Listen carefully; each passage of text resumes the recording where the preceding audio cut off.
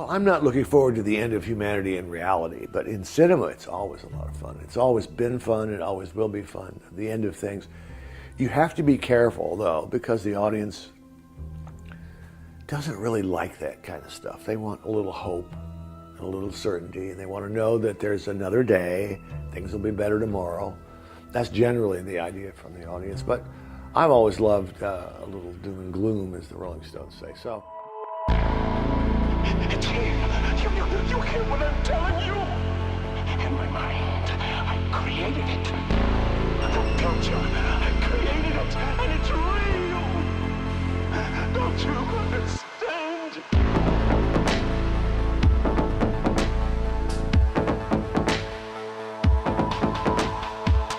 Hello everyone and welcome to Struggle Session. We have a John Carpenter double feature today. 1987's Prince of Darkness along with 1994's In the Mouth of Madness. I'm joined today by my co-host Jack Allison and special guest from Chapo Trap House, Matt Christman. So Matt, you're the expert here at Hell World. How do you think John Carpenter captures that vision of our impending hell? I think he understands better than anyone how it creeps up on you. I think that's what he gets. Is he really is focused as he should be as a filmmaker, as a maker of spectacle, on the way that our just quotidian the structures of our quotidian daily lives are such that we cannot recognize until it is too late what we're creating by just living our lives.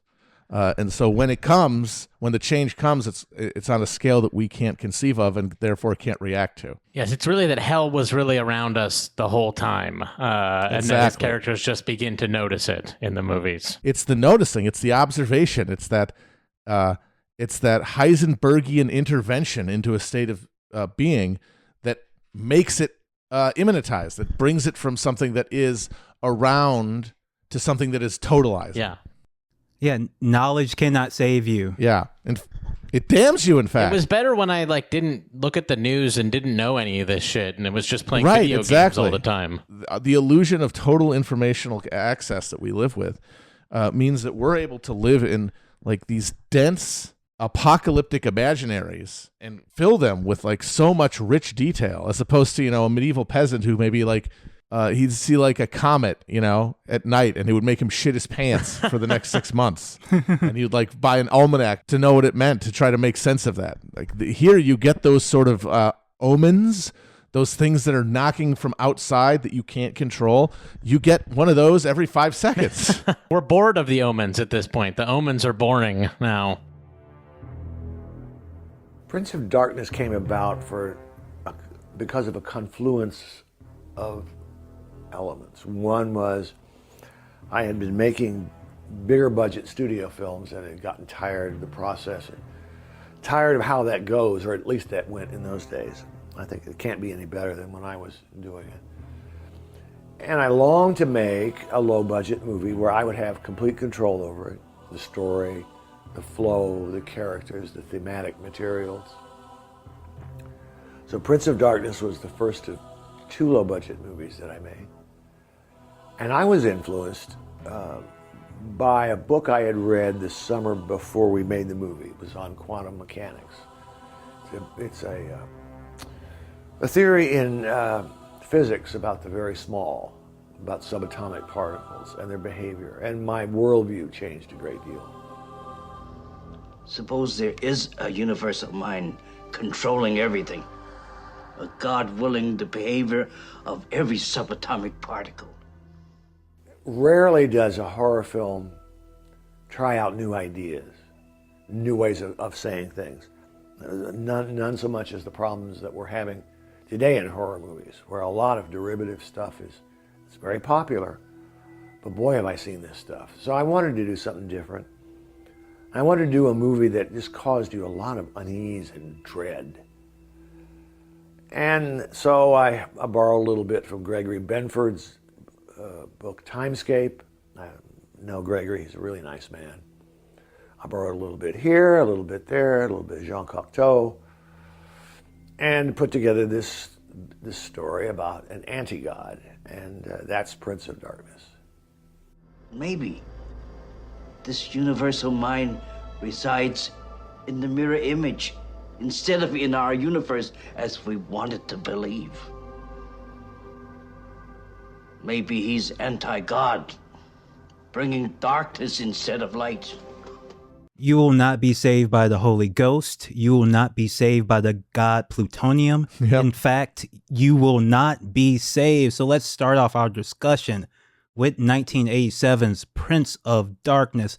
This is a film that John Carpenter deliberately made on a low budget. He said he was tired at this point of making big studio movies. He wanted to do something that he was in full control of. And the inspiration behind this film was not, his predilection for horror and movies, even though I think this film is quite Lovecraftian. It was not, In the Mouth of Madness, extremely Lovecraftian. This movie was actually inspired by Carpenter's nonfiction reading. Him reading about quantum physics is what boosted him to kind of do this story. And on that small infinitesimal scale where humans do not understand anything and the perception of it can change reality, he was haunted by that fact. And that is what in large part inspired this film. I like this movie because this is a partnership between, religious God guys and science nerds.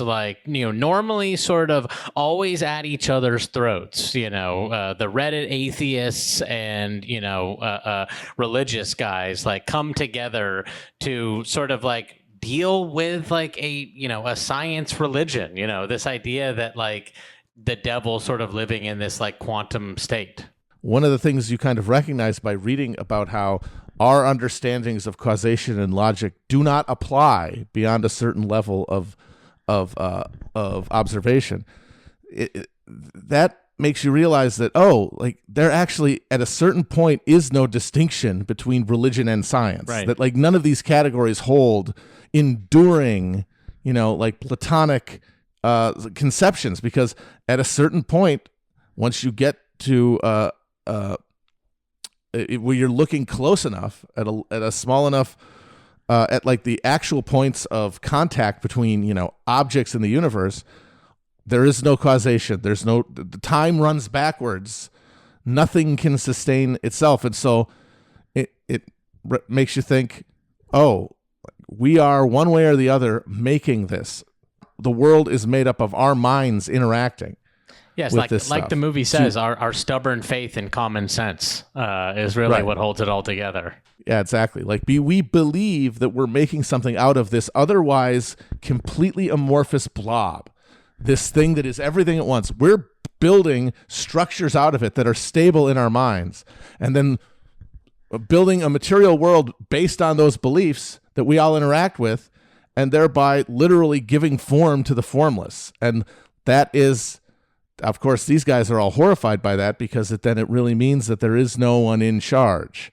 And that means that eventually, if we're all going to be the subjects that capitalism has turned us into, yes, there it is, capitalism rearing its ugly head. You can't talk about movies about the apocalypse directed by the guy who made They Live and not talk about capitalism. Means that what they believe in is nothing. And eventually we will bring about our own destruction by tearing us back into oblivion, because we can no longer have faith to continue building. This movie is pretty good on the Reddit atheists, because it says, as in reality, the Catholic Church has been lying their fucking ass off. Donald Pleasance, who plays priest, lays the game out very clearly. Jesus Christ was an alien trying to warn us about that there was a fundamental truth of the universe. There was a God, but he was evil, and he was going to fuck us up if he ever came along, if he ever got back into our realm. And he has a son, which is Satan, who is trying to break through in this film, Prince of Darkness. They've been keeping Satan in a bottle, literally, in this Catholic church, goo. And the whole. And it's so funny, because it's the entire purpose of the Catholic Church, their purpose was to observe this and keep this contained. But then, as the priest says, we just got, too busy with, the pedophilia and, the riches, and we kind of forgot about this. And now it's starting to wake up, and now everybody has to pay. Yeah, it's indicting religion for being co-opted, for affirming things as they were instead of recognizing like their job as holders of mystery, recognizing like something that beyond. Instead, they just turned like tawdry human society into God. I think I think the line specifically is we told people, pleasant, truths instead of the real truth, and this is what has resulted of it because it was a better product. Reward ourselves, punish others. Like that's the root of it, is that we're telling ourselves a story that makes us the protagonist, and the reality of we're all making it means that there is no protagonist, that we're all equal, which is something that subjects and slaves to the archons of class society cannot accept. I watched Prince of Darkness with the subtitles on because I'm old now and I'm sick of going, what?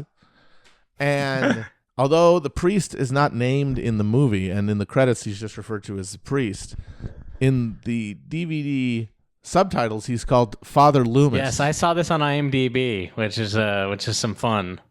Pleasance also plays Dr. Loomis in Halloween, implying that this is his priest twin brother. And this movie also shares, I think, a bit of DNA with another film way back in John Carpenter's history, Assault on Precinct 13, because it's another siege movie where we have a cast of characters under siege. And this is a very interesting cast of characters. One of the things, this is probably the Carpenter movie I might have, besides the thing that I've watched the most, because I love how diverse our crew of like nerds is. You have like the funny, horny nerd. You have the, this the tall, handsome nerd. You have this big galoof who carries the equipment around. You have bald like the guy. Yeah, you have all those Richard Belzer type turbo nerd. You have all these different types of nerds, and you have Kelly, all these great Elisa, all these great characters that all end up mostly dead or zombified in one way or the other. But I really do that first 15 minutes. It really kind of sucks me in because I just like all the characters, even though I know that they're doomed. Yeah, this one does have absolutely a fun cast. I mean, Victor Wong, is absolutely great in this. Oh my God, love him. He's great. You gotta love the Wong. He kills it. He gets the exact tenor of sort of a mad scientist, because it's very funny. He has a similar role in this as he does in Big Trouble in Little China, where he's trying to convey to people who don't get it, like the enormity of the mystery of the universe. And in Big Trouble in Little China, he's doing it through the ancient Chinese magic that he is an adept of. And here it says the Western magic of quantum theory and deep astrophysics. Yes, he and Pleasance are a very fun pair in this. We almost get like two kind of mentor mad scientist fellows in this from both the religion and the science side. Oh, great conversations between them where it is just two guys sitting in a room, but it's fun and it's interesting. You're learning about the film and also shit that Carpenter has pulled. I mean, at the time, fairly, new science, I think. I don't think a lot of people would have heard of quantum physics and mechanics before this. I think it probably wasn't until 2000 when I think Brian Greene's book came out where it got really, in the zeitgeist. I like the scene where they're talking and Pleasance talks about the Brotherhood of Dreams as though that's like a real Catholic thing or something like that. This idea that people like share it dreams. Probably is. They got some wild shit. Yeah, they you guys know about the entity? Shit. The entity is the informal name for the Vatican Secret Service. Oh, or wow. Their intelligence arm, basically. Like the company, but right. guys and they don't, robes. It's not like a formal structure, like the CIA. It's basically just people who have other jobs, in the diplomatic corps and in industry and high finance and stuff and in governments, but then are also friends of the church and pass on information. See, they had all that shit collated. figured out so much before Scientology. Scientology gets a bad rap for all that shit, but the Catholics have been doing it for since the year 1000. No, it's the structures are all the same. Like the way that you pitch yourself to an audience as a young religion, it's a pretty standard book. All that happens is that with time you gain respectability. And one thing I like about this film, and I like about The Thing as well, is like there's not a lot of time where people are just not believing the shit. Like pretty much immediately, all the scientists are like, something fucked up is going on. I think I might get out of here. Or they're like, oh shit, this is fucked up. We need to figure this out and pull an all-nighter. I think only Walter is like the latest skeptic, but even by the end, like he is like really working on this problem of like the son of Satan coming back, instead of, none of them are like Scullys from the X-Files, you know, they all like pick it up. Even though they're all scientists, they understand that, okay, this is some shit we don't get, let's try to figure it out like scientists, instead of just deny, which is a much, I think, easier movie to write. They also can't leave in addition, because they're under siege by like basically a bunch of possessed people, led in a great role by Alice Cooper. Alice Cooper, yeah. Oh, yeah. kind of the head of the siegers in this. It sets the mood early when they arrive to investigate the slime tube, and all of a sudden you see these guys just start in step moving towards them, and again, they're not even noticing, because, you know, if you live in a big city, you train yourself to ignore the homeless. Matt, what is your favorite kill? Just because it's so fast, it almost plays more like a punchline than a jump scare, and kind of highlights that is, at the end of the day, it's a blurry distinction between those two things. When the the bald dude with the mullet, the skullet, is looking around next to the goo tube, and he just sticks his head through the side of the frame, and then these hands just come out and just snap his neck. So good. So good. A lady is snapping this dude's neck just like nothing, and it's a very nice deflation of the tension. Yeah, that's a great one. For me, I think I mentioned him already, Alice Cooper.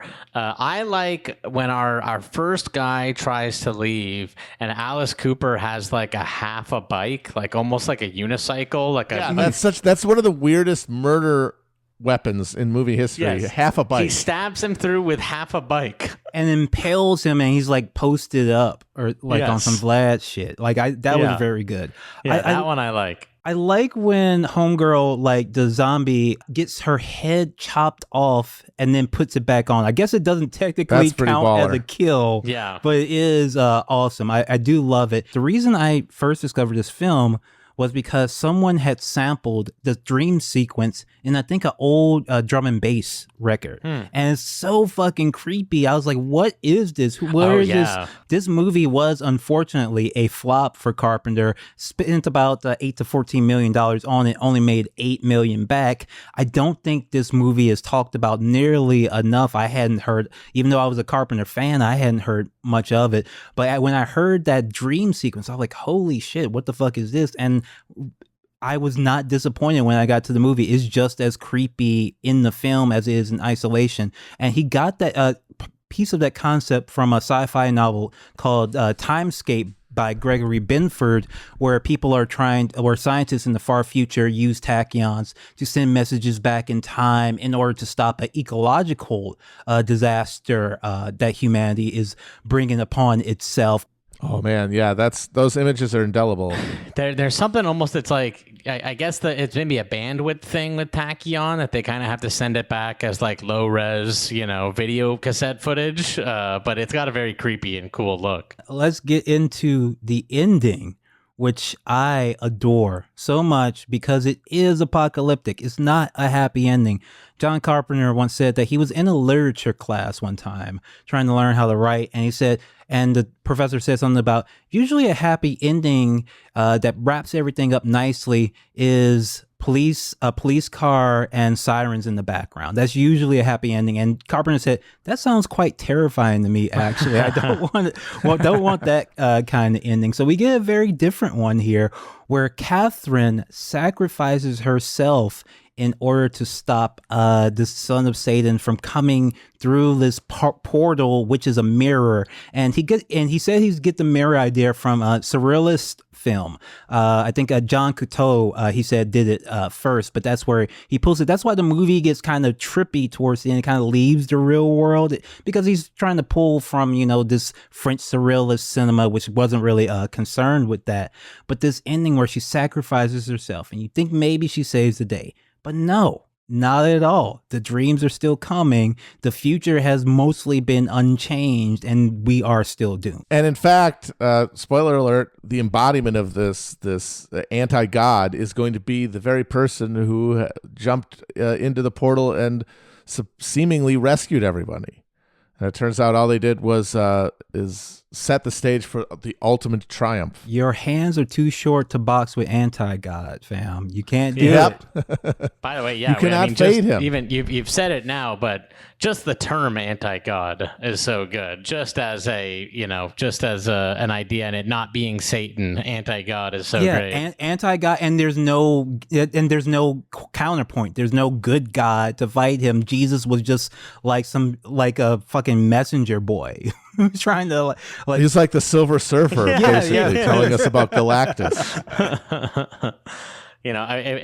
Before we move on from it, I do want to mention, we talked earlier about the one guy's head falling off. This was not a death either, but when the one dude is outside and he's like made of bugs, like the Men in Black bug man, I guess I want to mention this as a great sequence. You're not gonna like it. Pray for death. So good, and his head just like kind of rots off, and we see he's made of bugs. It's just great. Absolutely, and I do want to mention before we move on the music of this. Oh yeah, so good from frame one, like from the first frame of the movie. You're like, oh, I'm in for some of that good John Carpenter shit. I'm in for that good synth again here. Yeah, I think it might actually be my favorite score. I might even like it a little bit better than The Thing or Escape from New York, just because, man, it just moves the movie along. It almost never stops, but I never get tired of it. It works just so well. A man who could have just been like one of the best film scorers, who also is one of the best filmmakers. Like he's not in the conversation enough. He's a threat across many angles. And I guess he got addicted to the video game Destiny at one point. I'm like, how are you a gamer and you're one of the best filmmakers? How do you have the time, sir? Well, remember, though, I think it's very important to point out, he was a great filmmaker, and then he retired, basically, and then became a gamer. Yes, that's true. That's if you want to really reach the height of your craft, you have to not be gaming. You can't be playing games until you make 18 great films. Yep. It might be possible that he just saw what was coming to Hollywood and just got the fuck out anyway and figured being a gamer was probably better. You said that he wanted to make something smaller and less compromised, but the other part of that is that his movies were not making a lot of money, right? And he wasn't able to get the budgets that he used to be able to. And I'd say that there's a perfect balance here between subject matter and budget. And I feel like In the Mouth of Madness, which was made a little bit later, and therefore after another failure by Carpenter at the box office, left him in a situation where there started to be sort of distance between the ambitions of the filmmaker and the realistic fulfillment of them, given the amount of resources he could draw on. Yes, absolutely. And I think that is a perfect transition to In the Mouth of Madness. Every deep playoff run starts with building an amazing team. Doing the same for your business doesn't take a room full of scouts. You just need Indeed. Don't spend hours on multiple job sites looking for candidates with the right skills when you can do it all with Indeed. Hate waiting? Indeed's US data shows over 80% of Indeed employers find quality candidates whose resumes on Indeed matches their job description the moment they sponsor a job. Something I love about Indeed is that it makes hiring all in one place so easy, because with virtual interviews, Indeed saves you time. You can message, schedule, and interview top talent all in one place. Indeed knows that when you're growing your business, you have to make every dollar count. That's why when you sponsor a job, you only pay for quality applications from resumes in our database matching your job description. Visit Indeed.com/Blue Wire to start hiring today. Just go to Indeed.com/Blue Wire. That's Indeed.com/Blue Wire. Terms and conditions apply. Cost per application pricing not available for everyone. Need to hire? You need Indeed. This episode is brought to you by Progressive Insurance. Whether you're driving, cooking, or doing laundry, Progressive knows the podcasts you listen to go best when they're bundled with another activity, like how their Progressive home and auto policies go best when they're bundled. Having these two policies together makes taking care of your insurance easier and could help you save, too. Customers who save by switching their home and car insurance to Progressive save nearly $800 on average. That's a whole lot of savings and protection for your favorite podcast listening activities, like going on a road trip, cooking dinner, and even hitting the home gym. Yep, your home and your car are even easier to protect when you bundle your insurance together. Find your perfect combo. Get a home and car insurance quote at Progressive.com today. Progressive Casualty Insurance Company and Affiliates. National average 12-month savings of $793 by new customers surveyed who saved with Progressive between June 2021 and May 2022. Potential savings will vary. This one will drive you absolutely mad. The riots began because the stores could not meet the demands of Sutter Kane's novel, In the Mouth of Madness. Kane disappeared 2 months ago without a trace. He's the guy that writes horror books. You can forget about Stephen King. Kane outsells them all. I need to know if he's alive or dead, and I need that book. Starring Sam Neill as John Trent and a top-flight insurance investigator. He's the best there is, damn it. A badass, the best insurance adjuster that there is. Insurance investigator. On the hunt at this top-flight, multi-billion-dollar horror publishing house and their billion-dollar Golden Goose Sutter Kane. Was the mid-90s actually like this? To the tour of the publishing house, it looks like Vogue magazine. It's almost. like an agency. It's like a Hollywood agency. I mean, there was a lot of and you know, this guy, the Sutter Kane of the movie, is basically they establish him as Stephen King times 10, and you know, King was making just gigantic stacks of money for everybody involved in his books. So yeah, that was the golden age of publishing. Yes, the thing I did find maybe most otherworldly about this is that this is a world where people read and give a shit about reading and actually read books. It's called the past. I remember it. Books were important. Yeah, people read a lot of them. Yeah, it feels like a period piece, but it shouldn't. We have Jurgen Prochnow as Sutter Kane, Julia Carmen as Linda Stiles, John Glover making an appearance, and wonderful. I love seeing him anytime I can. Charlton Heston as our publisher. Unbelievable casting there. Where did he pull Charlton Heston from? That was like the most surprising. First in the opening credits to see that name, and then actually to even see him again, I was just like, why is Charlton Heston in this? After he sort of, stopped acting and became an activist, he had a little bit of a run in there from like the mid to late 90s where he would show up in these sort of prestige movies and in a big cameo as some authority figure. He's Tom Cruise, he's Arnold Schwarzenegger's boss in True Lies with an eye patch. Get to it before someone parks an automobile in front of the White House with a nuclear weapon in the trunk. And this is part of that. You mentioned, the budget not matching the vision. It actually starts from the first frame of this movie when you hear it with the music. Ooh. Because the music was supposed to be, I think, was supposed to be Master of Puppets by Metallica, but they couldn't get that. So instead, Carpenter, working with this guy named Jim Lane, they hadn't worked with before, and he has good things to say about him. But that Jim Lang is most known for scoring Hey Arnold. So I think on the whole, the music just does not live up to the Carpenter standard and does not do the movie a service. It does not set the stage, because the first it's a long ass credit sequence, which is another thing we don't have anymore. People, if you try to do this kind of credit sequence, not even talking about the music, just showing, it's a bunch of images of the book production process of books being printed and covers being printed and brought together. If you just left that on screen for 4 minutes with modern audiences, they would start eating the seats in the movie theater. They cannot handle that lack of stimulation. But this is just the thing.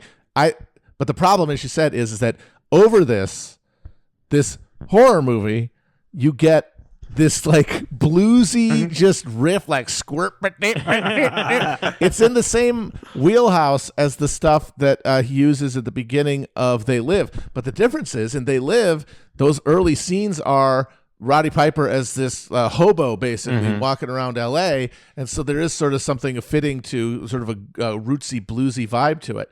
But here, you're just getting this like blues hammer ass riff that is like, what movie am I about to watch? Over books being published. Now, I will say it this. does not set the stage for a Lovecraftian chills.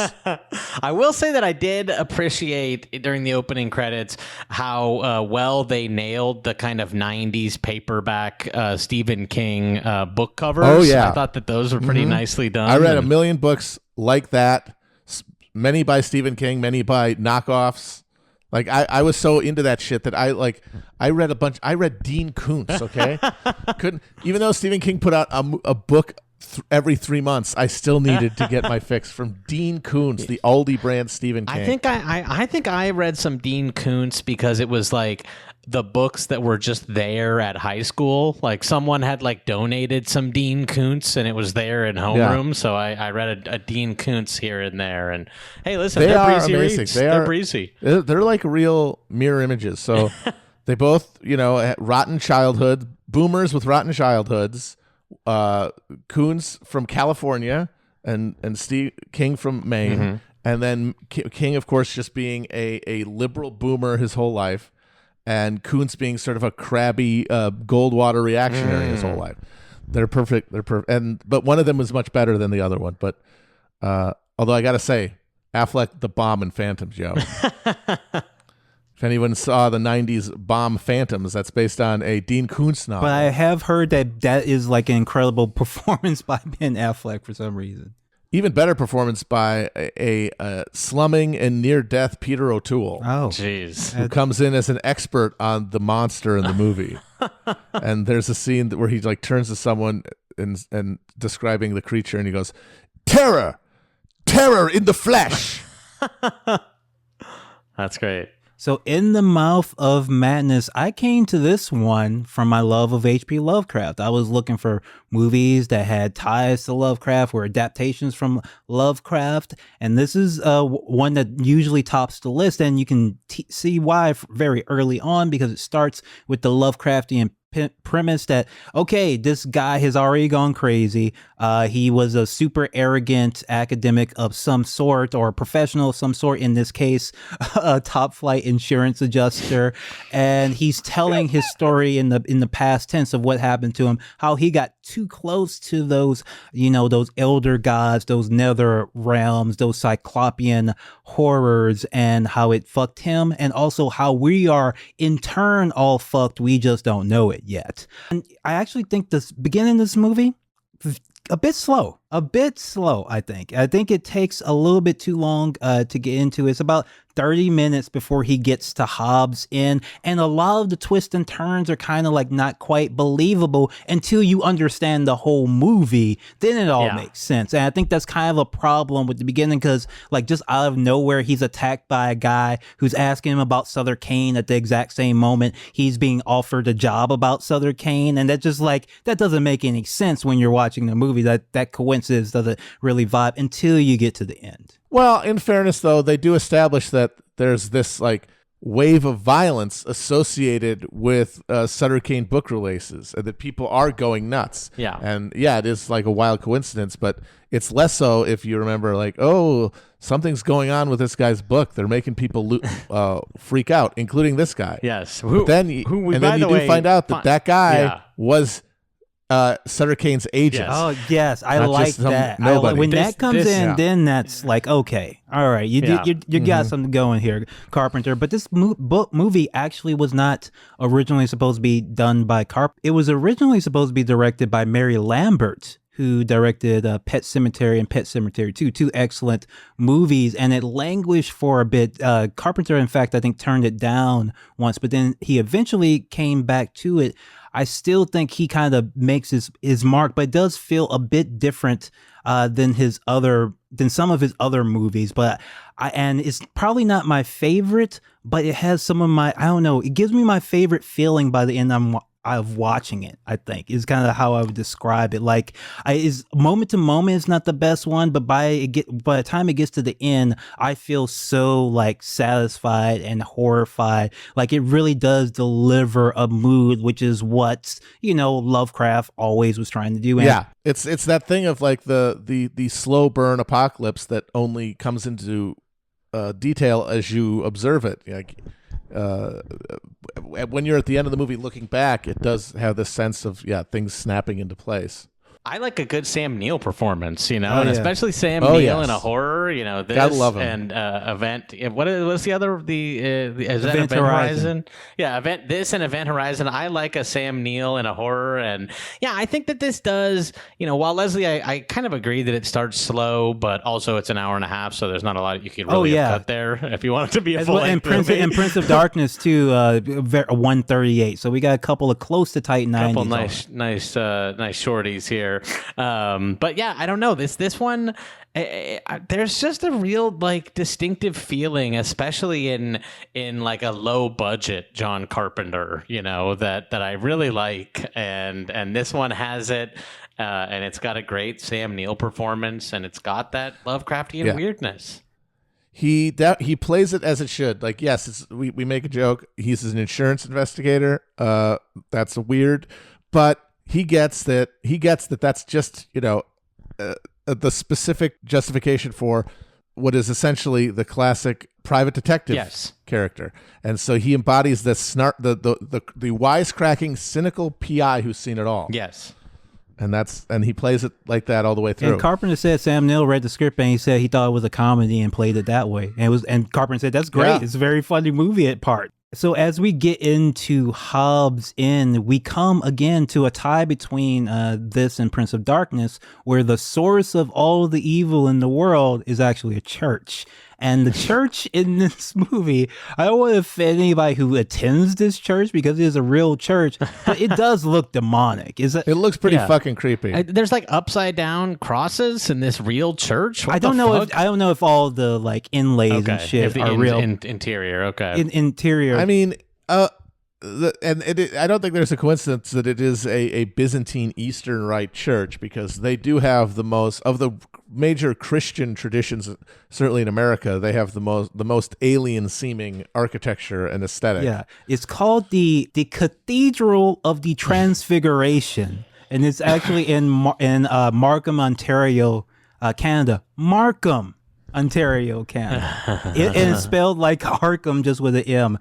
Very, very strange. Very, very strange building. Great location scouting on this one. I forgot to mention the basement of the church in Prince of Darkness is actually a hotel that had been like a falling apart hotel that had been destroyed in like an earthquake or something. I think in Santa Barbara. But this is ultimately Sutter Kane's like writing retreat. When we finally get to see him, I'm like, damn, like this guy found a fucking quiet place to write. Like, good for him. Like, seems nice. Kane is this massive horror novelist. Everyone's reading his books. The people and is driving people batty. And we find out that he has somehow, the town that he's writing these stories in is called Hobbs End. Lovecraft, of course, creates his little towns, as Stephen King does as well. But this one's turns out to be a real place when Sam Neill discovers it. But all that's happening around him is stuff from the stories and the books. And Matt, as you said, I feel like at this point in the movie, I feel like there should have been a lot more creatures, a lot more weird stuff going on, but the budget wasn't there to really fulfill it, even though we get a lot of cool stuff like the couple cool ones. Yeah, the one woman who runs the hotel, when she's like turns into this big fucking creature and is like chopping someone into bits and stuff. So much of this cool. I remember like when they show up at the black church and like just a bunch of Dobermans come out, I'm like, all right, I know he wanted to get something cooler than like dogs there, but he just couldn't do it. Yeah, this is a great send John Carpenter to a small town. You know what I mean? Like that. It's like that kind of budgeted movie where they're just like shooting around this town and Yeah. Get a couple of you really get a axes, sense of the town. Yeah, get the locals involved. This also has the John Carpenter thing of like kind of making people into creepy zombies by just putting like a bit of blood on the side of their nose. Like these books and shit make people like their faces crack a little bit, or like a little bit of blood comes out of their eyes. Like, the kind of cheapy, body taken over feeling. They do have a thing where some of them, they give them the makeup for, like their eyeballs start getting really big, and you get kind of an Innsmouth look. Yeah, yes. I feel like there would have been a bit more of that, but we get some good stuff, some good effects. When Styles zombified and like crawls backwards and their head turns around, like that is some really good stuff. I feel like the movie could have had a bit more of it, but man, once it gets to the end, like it really gets going, and we get lots of like really horrifying images and kind of this, this very kind of choppy pace. He starts off, Carpenter says this, he deliberately starts off slow, and he complains about how fast films move now. He says everything now is bebop. Like, I like to set the tone, but then he says when he gets into it, the cuts get a lot quicker, a lot faster, a lot more disorienting, and you get a very disorienting film by the end when you start to realize that who you are following is a guy who is a character in a book that has been written by Southern Kane, who kind of just shows up, says we're fucked, I'm going to ascend, and then like takes off. The actual movie is not taking place on the screen. The actual important stuff is all happening in that church, but we only get a small glimpse of it, just a glimpse through this fictional man who like is trying to understand it, but he's really like just barely even like he's just a courier really for this madness. He's not really involved. He can't stop it. There's nothing he can do to fight it because he doesn't even really like exist except to spread it. Yeah, that's the realization, is that, none of this is real. We're all living in a dream, basically, in a nightmare. And then how do we respond to that? And the film posits that we, the people that, we have become in our society, we will respond by becoming monsters.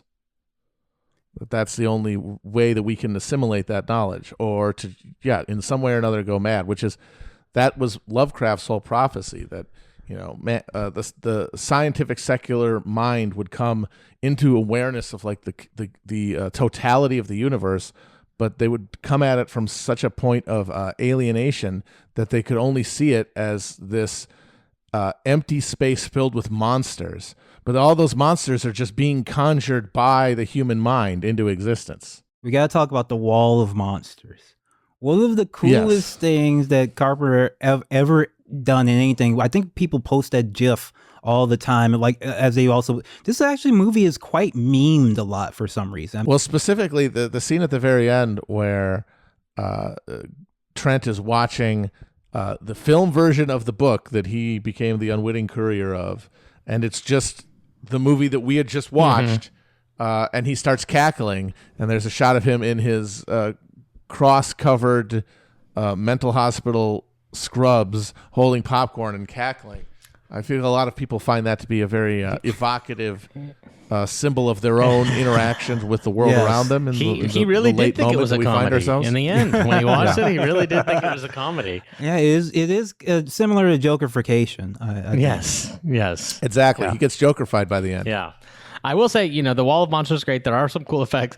One of the ones I thought was not the best I've ever seen was when he wakes up, when he's told that, in a dream that Sutter Kane's favorite color is blue, and he wakes up in like a bluified, traffic, like color corrected to blue world, and like screams that it's blue. It's very funny. Yeah. The ending sequence, and I think this is part of why I always fall in love with this movie, where months and months pass for our protagonist, but he is just aware of maybe a few seconds of it, where he's waking up here, he's waking up there, he burns the book, but it's back. He's back in New York. He's back at work. He thinks he's telling the story for the first time, but it's been 6 months, and hey, the book is already published, and hey, the movie is coming out. And then like that disorienting sprint is so good and just like really wins me over every single time. It's like there is just nothing he can do. He's just falling, and at the same time, you get the hints of how the world is falling apart. And this is not just an isolated incident. This is the end of everything. This is apocalypse. This is not just like a lot of movies like this. It would be very limited in scope. One town, and the protagonist gets out, and then there's a jump scare at the end. Not this one. This one says that no, this just keeps happening and keeps getting worse. And really, like, our participation in it, watching this movie, is what makes this real. Because they say, I think in this, they say something about no one really believed in the the Christian religions or the regular religions enough to make them real. But my books are so popular that they're making all of this real. And I really like that concept and idea. With that said, we do see him, get out of the mental asylum later. And, even though we're in the past when books were more read and people actually cared about books, it is the release of the movie that, drove everyone in the world insane and, has made it so that streets are empty and we're hearing on the radio how many cities have fallen. So that was Prince of Darkness and In the Mouth of Madness. Two great flicks. I think I can speak for all of us when I say thumbs up for all of these. But yeah. Matt, someone's watched both these films. They've had their minds warped. Where can they dive deeper? How can they get more weird and fucked up and Joker-fied? What movies do you recommend in addendum to this? Ooh. If anyone's seen the Yuzna Brothers classic Society, oh yes, that'd be a good compliment. Very, very good. But of course, if you haven't seen The Thing, which is the other part of this Apocalypse trilogy from John Carpenter, Run, Don't Walk, and also another film of his that is not, I guess, technically apocalyptic because it ends on a note of hope, but otherwise has a very similar analytical framework to exactly how humans, are overthrown and destroyed in their ability to control their world, would be They Live. Please check that one out. One of the few big, dumb American movies that is explicitly about ideology. All right, and make sure to go back, check out our episode with Matt about that movie back in the archives. Matt, thank you so much for joining us once again on Struggle Session. Thanks for having me. Always a pleasure to have you. Peace. Absolutely. Thank you. Bye.